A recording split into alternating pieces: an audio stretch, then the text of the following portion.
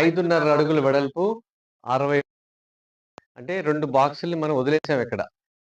పసుపు ఏమి పెట్టకుండా, అరటిలు పెట్టకుండా వదిలేసాం. ఎందుకంటే తూర్పు రేపు నుంచి ఎండతో మీకు స్థానికంగా మార్కెట్ చేసుకునే అవకాశాలుంటే ఆకుకూరలు, కూరగాయలు, దుంపజాతులు ఇట్లా మీరు ఓపెన్‌గా పెట్టేసేయండి. దాంట్లో ఎంత ఆదాయం వస్తదో, దీంట్లో ఎంత ఆదాయం వస్తదో మీకు లెక్కలు చెప్తాను. ఇప్పుడు మీకు ఒక చిన్న లెక్క చూపిస్తాను. మొదటి 3 నెలలు మీకన్నీ వస్తాయి. అది అయిన తర్వాత ఏమి రావింకా. నీడొచ్చేస్తది కదా! ఆ! చూడండి ఇక్కడ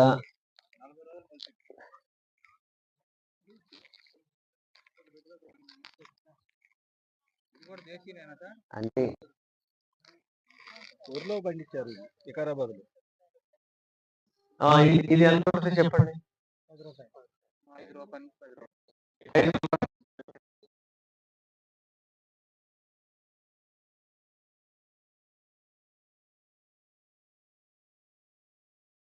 మనకు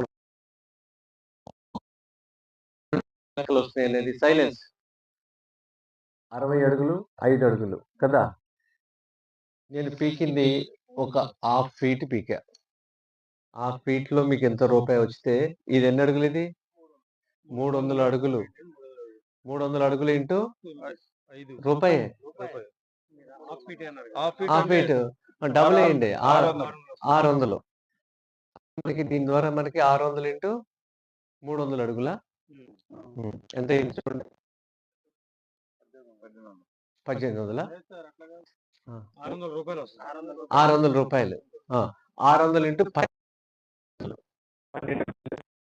17 బెడ్లు.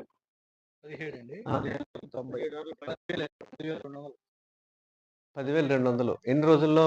25